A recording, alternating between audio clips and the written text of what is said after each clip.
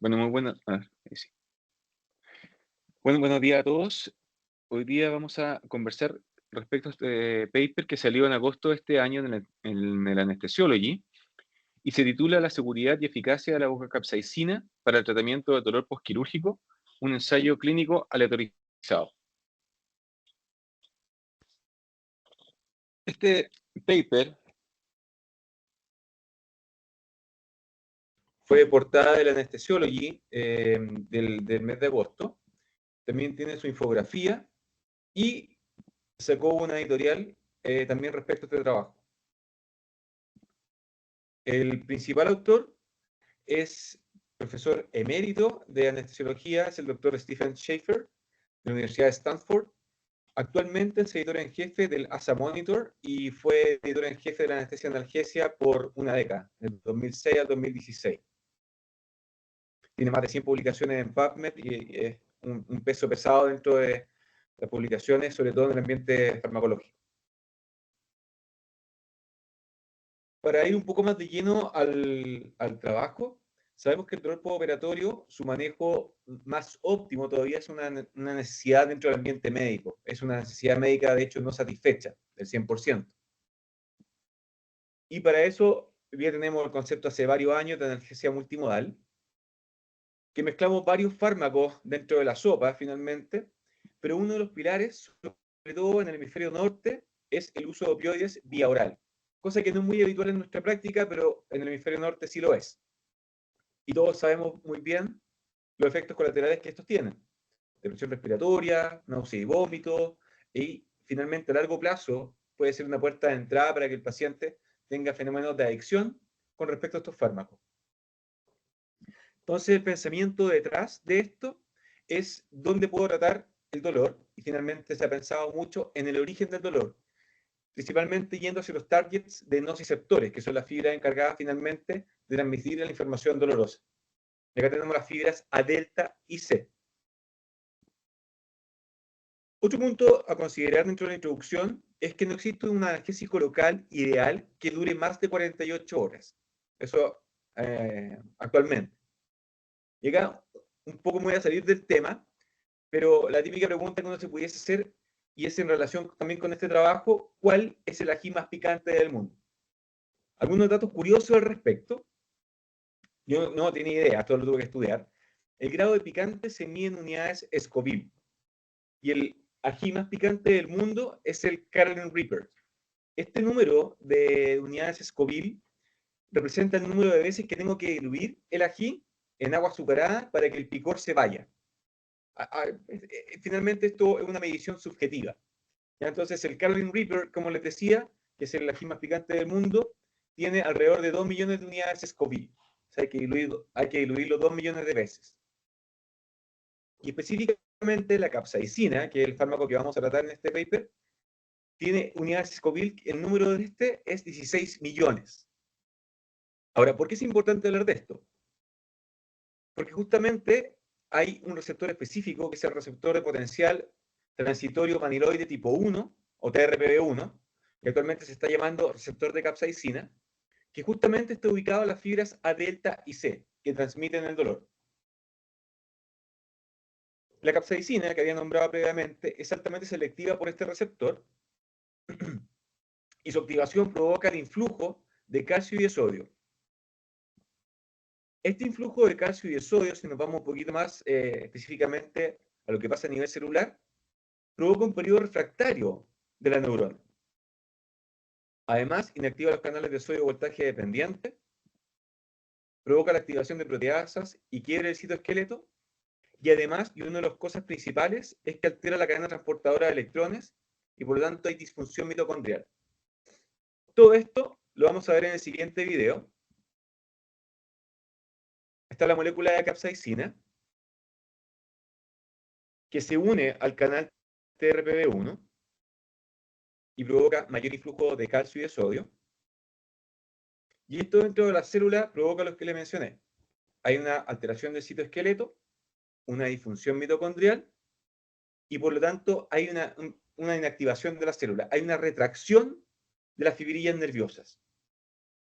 Esto ya se conoce hace más de una década. De hecho, hay un estudio en el año 2010 que justamente, como ustedes pueden ver en la figura de su izquierda, una biopsia de piel, y que muestra justamente las fibrillas nerviosas, cuando la figura B se pone la capsaicina y al día siguiente se toma la biopsia, ya no se ven esas fibrillas nerviosas a nivel de la piel, a nivel de la epidermis y la dermis, y después hay una regeneración de estas fibrillas nerviosas, y en la figura C ustedes pueden ver que nuevamente hay una biopsia, pero la tinción nuevamente muestra las neuronas en el fondo. Entonces, esto finalmente es como que al árbol se le cayesen las hojas y al cabo de semanas o meses nuevamente se vuelve a repoblar. Esto ha sido últimamente muy bien estudiado por los ganadores del Premio Nobel del año 2021, que son David Julius y Ardem Papaputin. Y justamente ganaron el Premio Nobel, eran dos competidores, pero estaban estudiando lo mismo. Y en el año 2021 ganaron el Premio Nobel de Medicina por sus estudios en este receptor del TRPV1. La capsaicina, además, ha sido estudiada en diversos ámbitos. Nosotros que nos dedicamos a dolor, ha sido estudiada en altas concentraciones, en el parche, que es el parche de Cutenza, para el dolor crónico neuropático, también para la artritis, pacientes que tienen dolor neuropático secundario neuroma de Morton, o en dolor postoperatorio. Y ahora tenemos esta otra nueva droga, que es la vocacapsaicina, y que esta es una prodroga diseñada para la infiltración tisular. Esta es hidrosoluble, a diferencia de lo que es la capsaicina propiamente tal, que es liposoluble.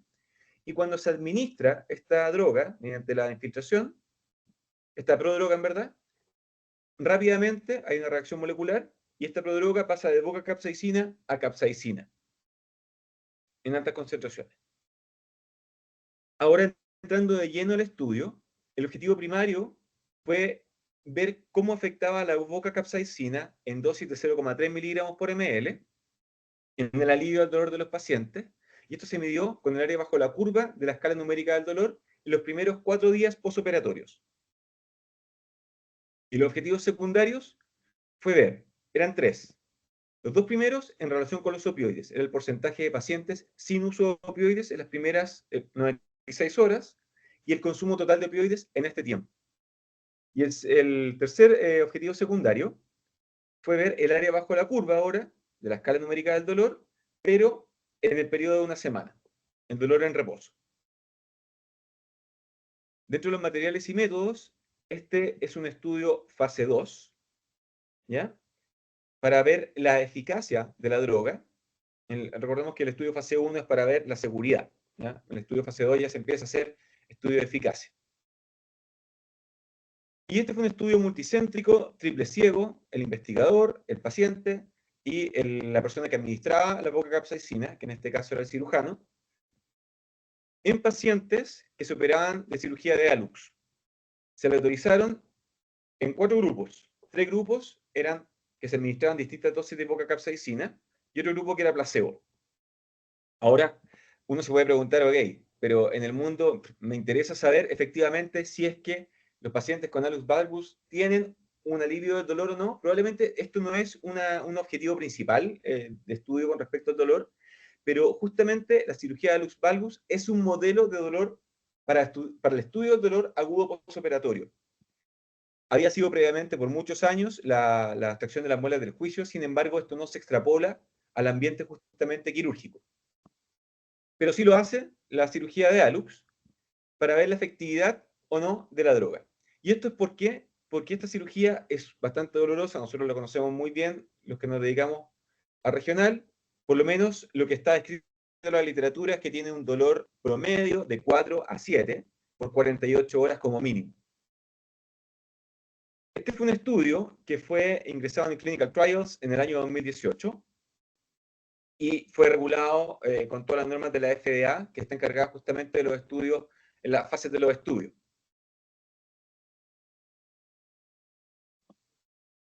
Los pacientes recibieron para la cirugía sedación y analgesia multimodal, todos por igual de forma inicial.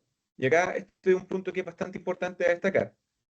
¿Por qué? Porque los pacientes durante la cirugía recibieron un antiinflamatorio, paracetamol, Y además recibieron un bloqueo que se llama bloqueo de mayo. Acá tengo que decir que lo tuve que estudiar porque no tenía idea en qué consistía este bloqueo. Nosotros no lo realizamos. Pero este es un bloqueo que se hace en relación al campo quirúrgico y se hace finalmente como un rodete en relación a la base del primer metatarsiano.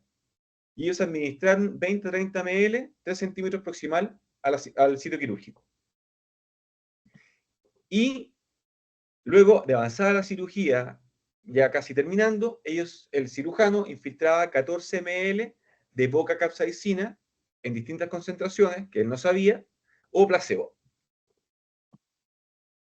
Y en distintas zonas anatómicas también. Estaba protocolizado eso. El periodo de observación fue de 96 horas, en el cual se dio, en realidad, en el cual se administró solamente en estas 96 horas, aparte de la dosis inicial de antiinflamatorios y paracetamol, se administró solamente opioide. No hubo una analgesia multimodal en estos primeros 4 días. Y esto se administraba cuando el paciente tenía un dolor de moderado a severo con un EVA mayor o igual a 4. Después, cuando el paciente era dado de alta a la casa, se veía que podía tomar ibuprofeno y o paracetamol, en caso de dolor leve, y en caso de dolor moderado a severo, oxicodona, 5 miligramos. Siempre se hicieron evaluaciones seriadas de seguridad y eficacia, y los pacientes estuvieron hospitalizados por 4 días, luego de la cirugía, y se hacía un control específico de forma presencial en el fondo en la consulta, al día 8, al día 15 y al día 29. Y los datos que se recolectaron fue la escala numérica del dolor en reposo y provocada por el movimiento, en reposo cada 4 horas por los primeros 4 días y 2 veces cada 24 horas por 2 semanas. Esto era cada 4 horas, si el paciente estaba durmiendo no se le despertaba. Y en cuanto al dolor evocado, se fue evaluado 2 veces cada 24 horas por 2 semanas. Y también se vio la escala numérica del dolor previo al uso de opioides. Toda la dosis de oxicodona se transformó a morfina, equivalentes de morfina vía oral, y se documentó siempre el EVA que provocó el uso de opioides. Además, en la casa de los pacientes rellenaron un diario, en el fondo para ver la escala numérica de dolor que el paciente tenía y las dosis de todos los analgésicos que estaba consumiendo.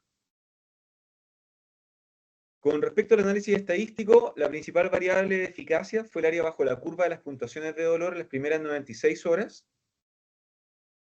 Toda escala numérica del dolor en reposo posopioide, de 0 a 4 horas, fue imputada y se consideró la escala numérica que gatilló el uso de opioides, porque finalmente si es que medían el EVA entre esas 4 horas, puede que el EVA haya sido menor efectivamente por el opioide que tomó, y no por la poca capsaicina. El dolor evocado posopioide también fue considerado, esto sí, evocado. El tamaño muestral fue basado en un estudio piloto fase 1 que aún no se publica. Y el estudio se diseñó para detectar una diferencia en el dolor en reposo en estos primeros 4 días entre boca capsaicina con la dosis de 0,3 miligramos por ml versus placebo, que es la dosis más alta que ellos ocuparon. Se consideró el tamaño muestral con un poder de 90% y un alfa 0.05 y se requerían 36 pacientes por grupo. La significancia estadística del área bajo la curva se utilizó un modelo de ANOVA. Para la significancia estadística de la proporción de pacientes que no consumieron opioides, se hizo una regresión logística. Las relaciones entre concentración administrada versus respuesta se evaluaron mediante una prueba de tendencia lineal. Y los últimos puntos con respecto al análisis estadístico es que la persistencia de la respuesta analgésica se comparó visualmente durante las 2 semanas. Se calculó el porcentaje de reducción del área bajo la curva. La suspensión de los opioides se describió con análisis de Kaplan-Meier durante las 2 semanas. Todos los análisis se realizaron por intención de tratar y se ocupó SAS y R. Los resultados del estudio. Se randomizaron 147 pacientes y lo que quiero destacar acá es que en el grupo placebo 2 terminaron rápidamente antes de los 4 días postoperatorios por carencia de eficacia. Los pacientes finalmente tenían mucho dolor y decidieron abortar la misión. En cuanto a las características de los pacientes, eran comparables en todos los grupos. Y los resultados primarios y secundarios, vamos a comenzar con el resultado primario, que es el más importante. Es que en el grupo bocacapsaicina, con dosis de 0,3 miligramos por ml, el dolor en reposo, en los primeros 4 días, este grupo tenía menor dolor versus placebo, con un tamaño del efecto de 0,61. Los resultados secundarios, en el caso de la bocacapsaicina, había un mayor porcentaje de pacientes libres de opioides, que era un 26% en el caso de la bocacapsaicina y un 5% en el caso de placebo. También hubo un menor consumo total de opioides y el dolor de reposo a la semana era menor en el grupo bocacapsaicina, un 37% menos. ¿Por qué medir el área bajo la curva? Y esto lo explican un poco en el podcast también de este trabajo. Y el autor principal comenta que el área bajo la curva, si uno lo divide por las horas de seguimiento, nos da el dolor promedio en ese periodo de tiempo. Y esto, si bien es cierto, para nosotros puede que sea un poquito difícil de comprender, esto es una regulación de la FDA finalmente que impone al trabajo que lo presente de esa forma. ¿Ya? Y los resultados exploratorios, puede que los pacientes en el grupo bocacapsaicina de 0,3 miligramos tenían menor dolor de reposo durante las 2 primeras semanas, menor consumo de opioides, menor dolor de reposo entre el día 4 y el 14, cuando estaban en la casa, menor consumo de opioides también en ese periodo, y menor dolor con la deambulación durante la primera y la segunda semana postquirúrgica. Otro punto importante es con respecto al dolor. En el gráfico de arriba, como pueden ver, en el grupo bocacapsaicina tenían un aumento del dolor inicial post-administración de este fármaco, de esta prodroga. Tenía menor dolor durante la primera semana, tanto dinámico como de reposo, y no así había una diferencia significativa después de la primera semana, ¿ya? Entonces, por lo tanto, acá una de las conclusiones que puede tener uno, después lo vamos a ver en la discusión, pero ok, tenían aumento del dolor inicialmente, y el efecto clínicamente significativo era principalmente durante la primera semana. Entonces, el fármaco per se duraría más allá de los 48 horas, que nos duran muchas veces los anestésicos locales, y duraría hasta una semana, como mínimo. Lo otro es el uso de opioides, y esto pega bastante en la población norteamericana, como lo había comentado, y lo que quiero destacar acá es que el grupo placebo tenía el doble de riesgo de tomar opioides, tenía un hazard ratio de 1.8. El grupo bocacapsaicina en promedio cesó el opioide un día antes versus el grupo placebo. Y lo que era importante y que destaca bastante el autor en este trabajo es que el 100% de los pacientes en el quinto día postoperatorio ya habían suspendido los opioides. No así el grupo placebo, que el 14% de los pacientes a la semana todavía consumían opioides y el 8% a las 2 semanas. Y eso finalmente nos habla del uso persistente de opioides, cae en esa definición. Lo otro importante es que los efectos adversos no fueron distintos en los diferentes grupos. Y a modo de discusión, es que el uso de bocacapsaicina tendría un efecto notable y duradero en dosis de 0,3 miligramos por ml en cuanto al consumo de opioides y también en la escala numérica del dolor. Y este efecto fue dosis dependiente. Las otras 2 dosis que ocuparon era justamente para ver el efecto lineal, si es que tenía o no un efecto lineal el uso de bocacapsaicina. Como les mencioné previamente, el cese de los opioides prácticamente completo al 4.º día y completo al 5.º día postoperatorio, versus placebo, que persistía con el uso de opioides a la segunda semana. Ahora, cuando uno considera una diferencia estadísticamente significativa, también el concepto importante es el tamaño del efecto. Esto se calcula y hay números como puntos de corte, quizás acá Cristóbal puede dar una explicación mucho más acabada al respecto, pero un tamaño, o sea, un efecto pequeño es cuando nos da un valor de 0.2, un efecto medio 0.5 y un efecto grande con un valor de 0.8. El tamaño del efecto en el de la boca capsaicina era 0.61. Y hay otros estudios con respecto, y que se puede calcular finalmente el tamaño del efecto, del uso de antiinflamatorios y paracetamol justamente en cirugía de hallux. El del paracetamol es de 0.53, el del ibuprofeno es de 0.49, y mezclándolos tiene un tamaño del efecto de 1.1. Y esto en el fondo nos lleva a reforzar en que lo estamos haciendo bien con respecto al uso de analgesia multimodal y que muchos de los mecanismos finalmente son sinérgicos. Otro punto a destacar, y que ha sido tema de conversación este último tiempo con respecto a la bupivacaína liposomal o cómo prolongar el efecto de la inyección única de anestésico local, sabemos que la duración es limitada y tenemos los side effects de bloqueo motor, bloqueo sensitivo, bloqueo de la propiocepción, y eventualmente el paciente puede tener más propensión también a caídas si no tenemos las precauciones al respecto. Punto importante es que en todos los pacientes, o en un gran porcentaje de los pacientes, hubo una disminución del dolor cuando se administraba la capsaicina, y esto se vio que a las 48 horas había una reducción de un 40% del dolor, de un 50% a las 96 y de un 49% a la semana. Cuando finalmente, y este es un poco el mecanismo de acción, la capsaicina pasa a capsaicina y provoca una ablación selectiva de las fibras que contienen este receptor de TRPV1, como les mostraba en el video, y posteriormente hay una regeneración de las fibras C que ocurre luego de semanas o meses posteriores. Y acá, este es un gráfico que había mostrado previamente, que el dolor de reposo, este dolor de reposo cuando se administraba la capsaicina, era considerablemente mayor en el grupo que finalmente tenía el compuesto activo.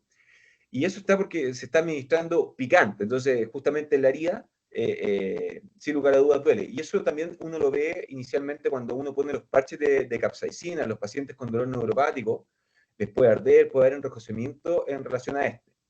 Entonces se discutía en el paper cómo finalmente poder hacer disminución de este dolor durante las primeras 2 horas, con un bloqueo neuroperiférico o eventualmente mezclar la capsaicina con anestésico local. Sin embargo, eso no se hizo. Las limitaciones del estudio son 6 que yo haya encontrado. La primera es que se ocuparon solamente opioides durante las primeras 96 horas postoperatorias, pero hay que recordar que este es un modelo experimental y esto lo exige la FDA, porque de hecho los revisores le decían, oye, pero no estamos dando un estándar de cuidado entre los primeros 4 días, y probablemente a muchos que sí que leyeron el paper les saltó la misma duda. Pero esto está regulado, esto es para ver finalmente el consumo de opioides y si es que una de las limitaciones eventualmente que yo vi es que cómo finalmente si lo inserto dentro de la analgesia multimodal, la capsaicina va a tener un gran impacto o no. Lo otro es el rango de concentraciones probadas de capsaicina. No se sabe si es que mayores dosis eventualmente tendría una mayor eficacia analgésica o una duración por mayor tiempo. Otro punto importante es que los autores son accionistas de la compañía farmacéutica que justamente está desarrollando la capsaicina. Son consultores también de la compañía farmacéutica. Y lo otro es que el número de pacientes todavía es pequeño para evaluar la seguridad. Finalmente, para evaluar efectivamente la seguridad, se necesitan cientos o miles de pacientes para ver si hay un efecto adverso importante. Ahora, que yo sepa, a la fecha nadie por comer ají tiene algún efecto sistémico que pueda provocar algo grave, pero todavía está por estudiarse. Entonces, a modo de resumen, highlights, es que la capsaicina en el periodo postoperatorio dentro de 4 días disminuye el consumo de opioides. En el grupo capsaicina, el 74% de los pacientes requirieron opioides vía orales versus el 95% en el grupo placebo. Provocaba un cese más temprano del uso de opioides, el uso de esta prodroga, y tenía un impacto en la escala numérica del dolor. Entonces, el principal descubrimiento de este trabajo, y de hecho es nombrado en el podcast por el mismo autor, es que sí, la capsaicina es un analgésico, y que puede eventualmente, no es que vaya a reemplazar algún otro fármaco, sino que puede estar inserto dentro de la analgesia multimodal. ¿Qué nos depara el futuro? Un régimen de dosis óptima, probablemente van a ir los futuros estudios, si es que efectivamente va a formar parte de la analgesia multimodal, qué impacto va a tener en esto, Soy con el John, claro. si es que eventualmente estos resultados son extrapolables o no a otros tipos de cirugías. Y los últimos 2 puntos que quiero mencionar ¿Qué tal? es cómo disminuir el dolor durante su administración, y faltan estudios PKPD que probablemente se van a venir a futuro. Hola. La compañía que está haciendo esta droga se llama Concentric Analgesics, y uno de los eslogans, y que es, si uno pone, por ejemplo, en el chat GPT cuál es la droga ideal, muchas de estas características las nombra. Un fármaco que no es opioide, que actúa de forma sitio-específica, que es simple de administrar, que dura largo tiempo y que es selectiva con respecto al manejo del dolor. Y como comentarios finales y personales, después de haber estudiado esto, es que en el trabajo una clara definición de los objetivos, asignación aleatoria de los pacientes, se mantuvieron los ciegos, era triple ciego, las características basales de los pacientes fueron comparables, tuvo poder para demostrar la magnitud del efecto primario, la estadística fue la apropiada, espero, los resultados son aplicables a la clínica, el análisis de los resultados, significancia clínica, aquí quiero destacar 2 puntos. Uno, son aplicables a nuestra realidad local. Nosotros en general hemos andado súper bien, y ahí tú me puedes corregir, Feña, con el uso de anestesia domiciliaria con los pacientes, con los catéteres sérico-vopriles que ponemos para la cirugía de ALUS. Y el otro punto es el precio. Por ejemplo, el precio del parche de capsaicina per se ronda alrededor de los 300.000 pesos. Entonces, si vamos a agregar esa cantidad de dinero a un paciente, hay que pensarlo bastante bien. ¿Cuáles van a ser las ventajas con respecto al manejo que hoy día tenemos? Y el impacto dentro de la analgesia multimodal. Y si eventualmente, por ejemplo, la cirugía no es susceptible de que tenga una técnica regional, quizás ver esta efectividad en otro tipo de cirugía nos pudiese ser ventajoso. Y ese es el estudio.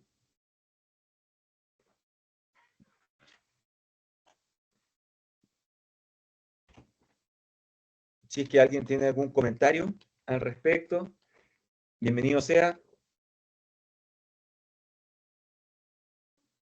¿Se escuchó? Sí, se escucha. Se escuchó perfecto. Y esto es súper importante porque probablemente todos los estudios que vienen o que van a empezar a aparecer con respecto a analgesia y justo este receptor TRPV1 no van a ser pocos. Está implicado, por ejemplo, en la analgesia para migraña, síndrome de intestino irritable, dolor post-quimioterapia. También está siendo estudiado para osteoartritis. Acá hay otra molécula que se llama resinefratoxina, que es mucho más picante, por decirlo de una forma, no me acuerdo cuántos millones de unidades Scoville tiene, pero se está estudiando en pacientes con artrosis de rodilla, inyectado intraarticularmente, pero tiene que ser inyectado con anestésico local. Lo están haciendo con ropivacaína porque duele como el demonio. Así que eso, probablemente vamos a tener varios de estos estudios a futuro, y encuentro que es bueno conocer por lo menos esta molécula. Y justamente la capsaicina nosotros la estamos introduciendo para el manejo del dolor neuropático en nuestros pacientes. Tiene evidencia tipo 1 para la neuralgia posherpética y en pacientes con neuropatía diabética, y lo estamos extrapolando un poco a realidad local en dolor neuropático periférico.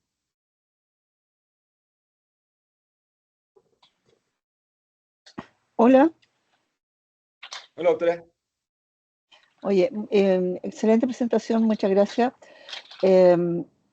Yo encontré perfecto todo, no sé la estadística como tú la mencionas, si es perfecta, pero me parece que sí. Me parece que es un trabajo tan redondo y 2 cosas. Uno, la droga es extremadamente interesante, como cualquier droga que permita un efecto prolongado de la analgesia. Interesante el mecanismo, en el fondo que por así decirlo, se destruyen fibrillas que después se regeneran.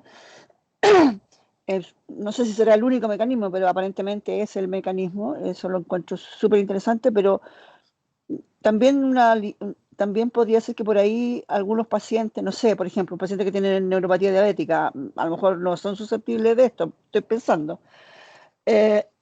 Y lo único que me hace sombra, que yo creo que a todo el mundo le va a hacer sombra, a pesar de que el anestesiólogo lo aceptó así, es que los investigadores principales están involucrados en la compañía, porque, claro, hay juez, ahora lo hicieron triple ciego, no podría haber sido más transparente el tema, pero igual hace un poquito de sombra. ¿Qué piensas tú? Sí, hace sombra como usted dice, y de hecho la editorial está escrita por un amigo cercano del doctor Stephen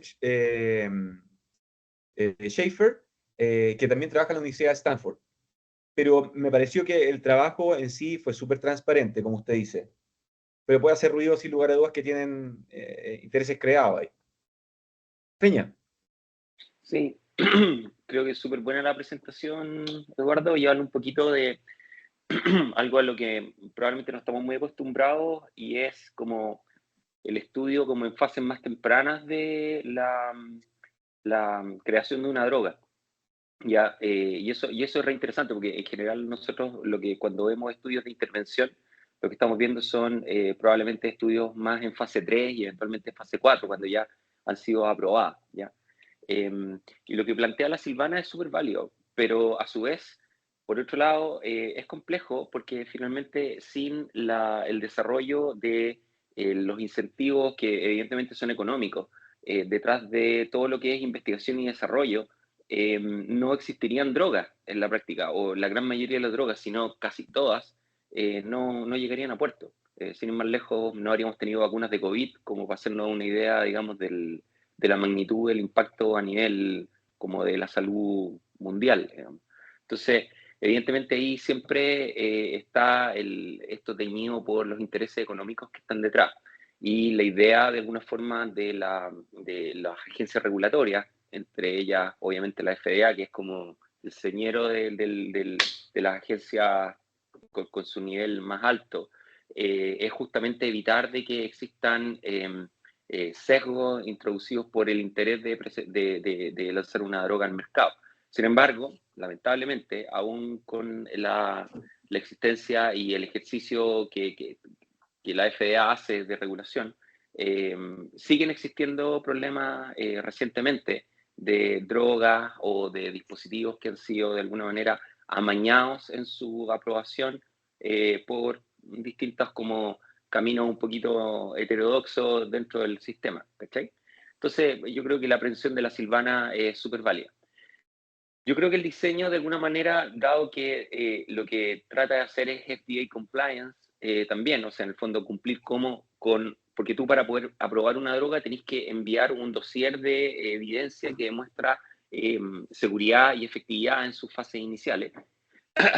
El diseño del estudio fue hecho basado en eso, ¿no? O sea, y eso no es banal, digamos, porque de alguna manera ellos tratan de cumplir con eso, y tiene las implicancias que tú muy bien mencionaste, y es que esencialmente uno dice, oye, pero en la vida real esta cuestión uno no lo hace así, uno no llega y le chanta opioides a la gente sin ponerle algo más, digamos. Pero acá dice relación con eso, con la manera de tratar de hacerlo lo más compliant con esos estándares, ¿ya? En relación a lo que mencionáis tú, es complejo porque de alguna forma el historial del Exparel fue un poco lo mismo, y ahí tenéis la misma historia, y hasta ahora la evidencia no ha demostrado que realmente sea mejor que un anestésico local común y silvestre. Cuando hablo de Exparel es de la bupivacaína liposomal, ¿ya?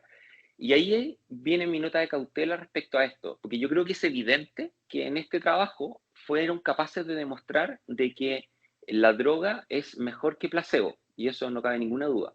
Y Exparel siempre, y sorry que use Exparel, pero para que me entiendan el concepto, la bupiliposomal siempre fue capaz de demostrar mejor efectividad, digamos, sobre placebo. El problema fue cuando lo comparaste contra el resto de como el standard of care o el uso en la vida real, en donde tú ocupas analgesia multimodal y un montón de cuestiones.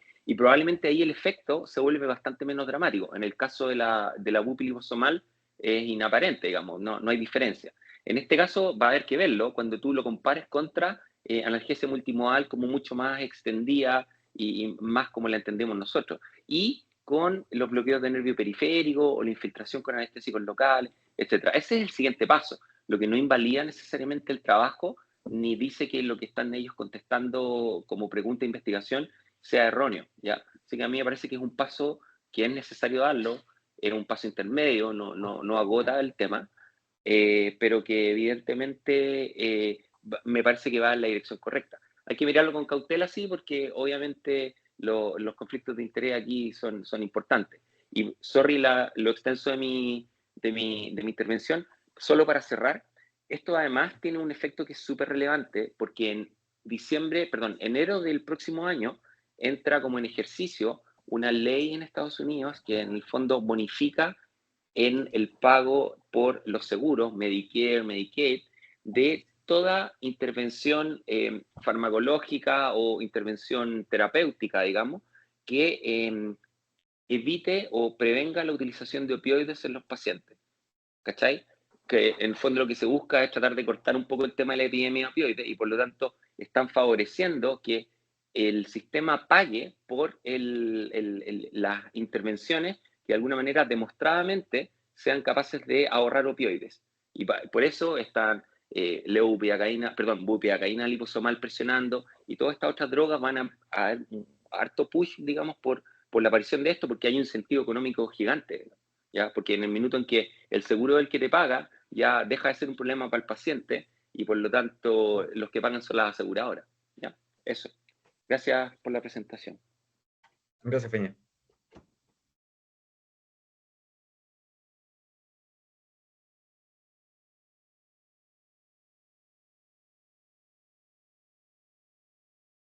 Bueno, yo creo que estamos. Si no hay algún otro comentario. Y así nos vamos temprano a Pabellón. Muchas gracias a todos. Que tengan un buen día. Chao, chao.